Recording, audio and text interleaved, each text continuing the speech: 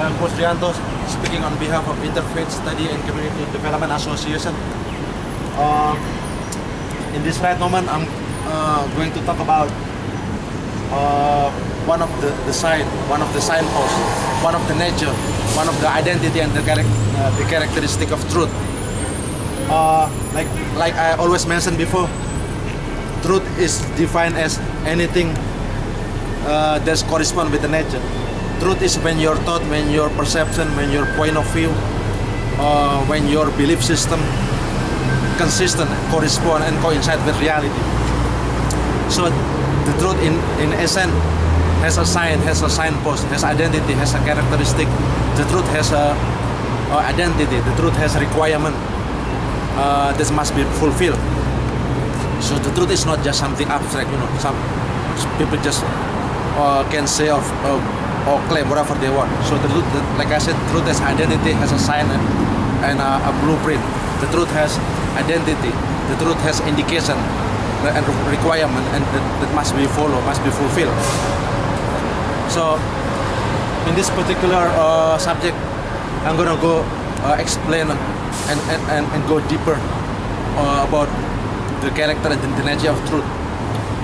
If you study the Bible and study the Word of Jesus, here's the thing: the truth being personified, the truth being likened, the truth being similitude as a house.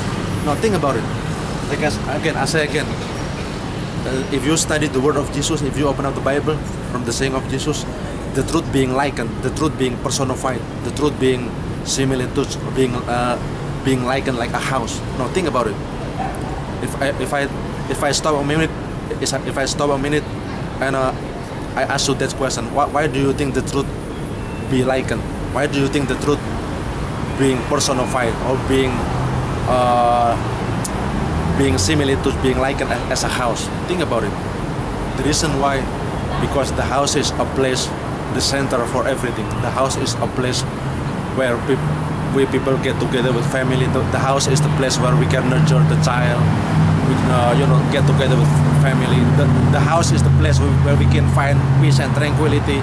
The house is the place where you can find, you can feel a place where you can stay rest, a place where you can find comfort, a place where a house is a place where you can take care and nurture your kid, a place where you can educate the family. A house is a place where you can rest from this uncertain weather condition.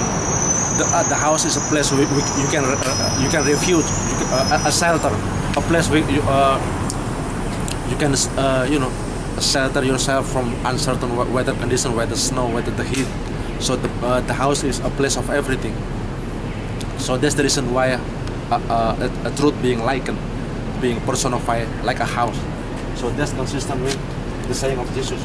So Jesus said in the book of Matthew chapter 7 verse 24, Jesus said, "Therefore whoever heard the saying of mine and does them, I will like him like a wise man who built the house upon the rock." So think about this passage, the word of Jesus. Jesus said, "Whoever listened and heard the saying of mine and does them, I will liken him like a person who built a house upon the rock." Okay, so again, that's in the book of Matthew chapter 7 verse 24. Also, if you open up the book of Matthew chapter 6 verse 9, Jesus used to pray to his Father. Jesus used to pray to his God. He said, "Our Father in heaven, hallowed be your name," meaning glory be your name, God Almighty. Your kingdom come. Your will be done on earth as it is in heaven. So Jesus is talking about the kingdom of God. Jesus is talking about God's kingdom that will be established on earth as it is done in heaven. So again, talking about the word kingdom.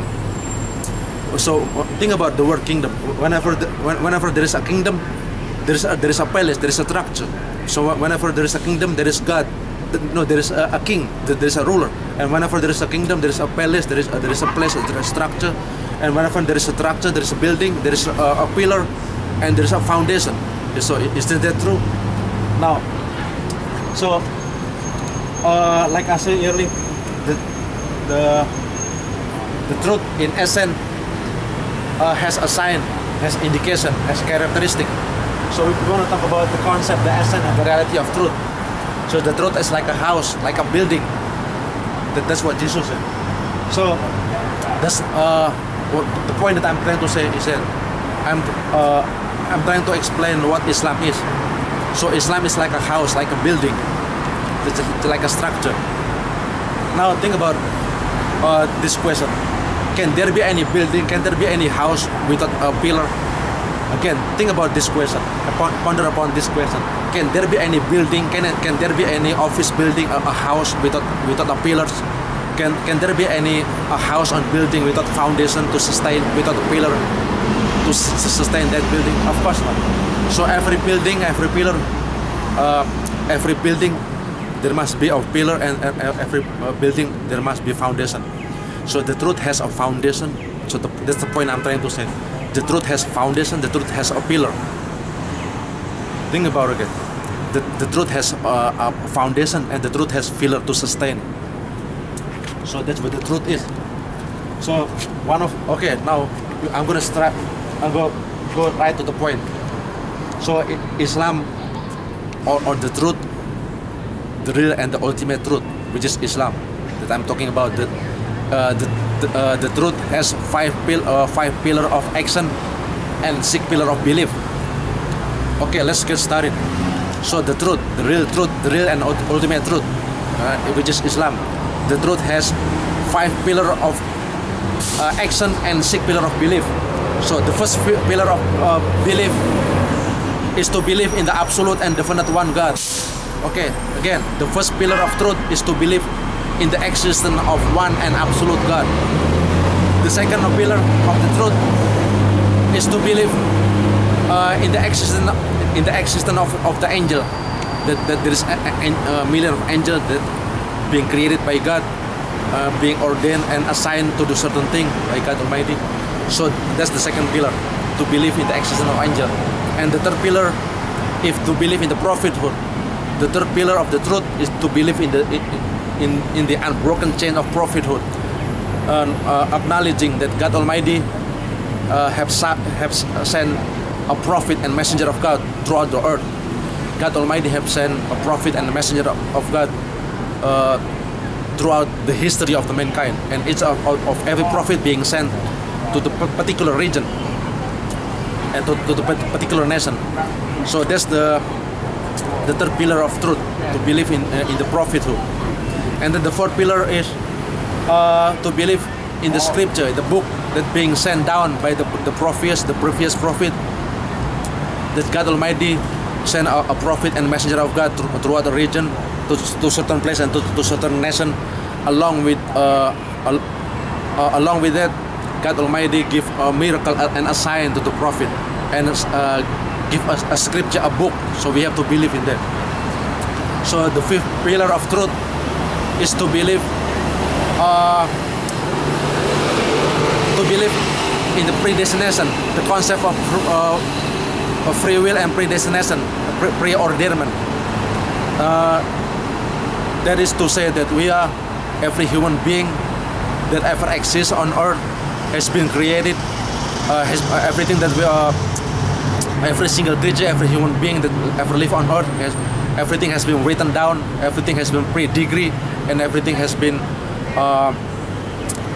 what is called predestined. So everything, so in other words, we have no choice whether you being male or female, whether you man or woman, whether you black, white, brown, whether what race or what nationality. So we are being created by God Almighty, and we have no choice. That's the way we've been created. So whatever the situation, whatever the circumstances, that's the way we've been created. We have no choice. So our existence, we've been written down, we've been predestined. So that's in the nutshell. And then the sixth pillar of the belief is to believe in the day of judgment, to believe in the existence of hell and heaven.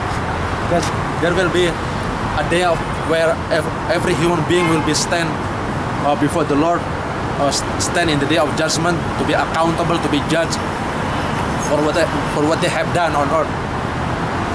Okay, so like I said, the truth have 6 pillars of belief, like the one I just mentioned, and the truth have 5 pillars of action. Now we're gonna start talking about the 5 pillars of action. The first pillar of action of the truth is to acknowledge that there is only one absolute one God, and to believe that Prophet Muhammad is the last and final prophet, and to acknowledge and to accept that Jesus was one of the messenger of God. And that's consistent with what Jesus himself said. So Jesus said in the book of John, now come closer if you can. So the book of John chapter 17 verse 3, this is what Jesus said. Now listen carefully what Jesus said. So Jesus said, this is the eternal life. This is the life eternal, that they might know you, God Almighty, the one and the only God, and conjunction again, and Jesus Christ whom thou have sent. So this is very profound, very significant. This passage again, like I said, this passage, the saying of Jesus, very profound, very significant. So Jesus laid down the foundation. This is the eternal truth, like Jesus said. What is the eternal truth? To acknowledge God Almighty, the one and the only God, and to acknowledge Jesus, who being sent by God Almighty. So in other words, Jesus was sent by God. Jesus was sent by God Almighty. So the one who sent by God is meant a messenger of God. It's that simple, very simple. So Jesus is not of God. Jesus is not God himself. Jesus is not son of God. Rather, Jesus was messenger of God. Anybody who sent by God is called messenger of God. So that's what Jesus said. This is the eternal life, to know God Almighty, the one and the only God, and again conjunction, because God and Jesus are two different entities. So Jesus was sent by God. Again, the one who sent by God is called messenger of God. It's just very that simple. Now, so that's the first pillar of action of the truth. Now let's move on the second pillar of truth. The second pillar of truth is to worship God Almighty, to praise Him, to worship God Almighty the way He is worthy to be praised and worshipped. And when it's come to this way of worship, the form of worship, there is certain liturgy. There is the subscribed form of worship. Again, I repeat, when it's come to worshiping God, so we have to worship God the way He wanted to be worshipped. So we can worship and glorify God the way we want it to be, the way we want to worship. So we have to worship Him the way He wanted to be worshipped, not the way we want. Okay, you get that point. So again, when it's come to the form of worship, we have to worship God the way He wanted to be praised and worshipped, and we have to worship Him the way as it is explained and prescribed by the last prophet Muhammad, peace be upon him. So when it's come to worship God, we have to worship God Almighty the way He wanted to be worshipped, and the way we explained by the last prophet. So again, without going in detail, I'm going to explain you in the nutshell. When we pray, we have to bow our head down.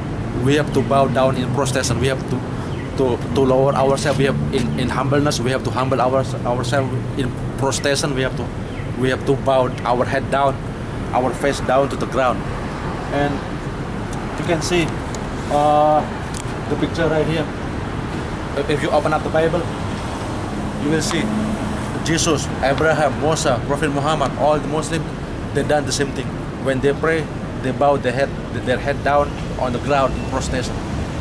So if you open up the book, if you open up the Bible, you will find the reference all over the Bible. Abraham, Jehovah, Moses, Jesus, all the angels, all the living creatures, they done the same thing. When they worship God, they bow their head down in prostration. They bow their face to the ground. No, this is very profound, like I said, because the head is the highest posture of our body. So the idea is that the highest posture of our body, we have to put it to the ground. So by lowering our head to the ground, we are trying to elevate God Almighty, because He is the highest and there is nothing higher than Him. So that's in the nutshell the concept and the profoundness of this form of worship. Okay, so that's the second pillar of action of truth. That is to establish 5 times daily prayer. And then to move on, the third pillar of action, the third pillar of action of the truth is to observe a fasting. So fasting in the month of Ramadan. So Muslim are observing fasting in the month of Ramadan. We are commanded to fast for 30 days, and that's also consistent with the saying of Jesus and what Jesus have done. We have the quotation in the book of Matthew chapter 4 verse 2, also in the book of Old Testament. So Jesus Christ used to fast for 40 days. He didn't eat and drink for 40 days. Also in the book of Exodus chapter 34 verse 28, Prophet Moses, he used to fast. He didn't eat and he didn't drink. He abstained from food and drink for 40 days. So the purpose and the function of the fasting is to refrain ourselves from food and from drink during the day out, from sunset to sundown. And the purpose of fasting is to discipline ourselves, to give us a reminder to be constant of God Almighty. So, okay, so that's in the nutshell that I'm trying to say. The third pillar of truth is to observe fasting. And then to move on, the fourth pillar of truth, to give the charity. We have to give the charity at the end of the Ramadan. At the end of the fasting month of Ramadan, we are commanded, we are obligated to give the charity to the poor, to the needy. Just the purpose and the function of the charity is to purify our well, to purify ourselves. So that's the fourth pillar. And then the fifth pillar of action of the truth is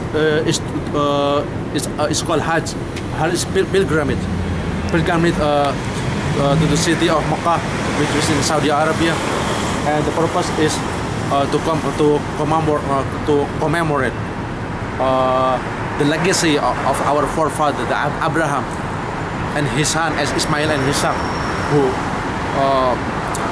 was able to establish the ideology, the belief system, the pure monotheistic belief of worshiping one and true God Almighty.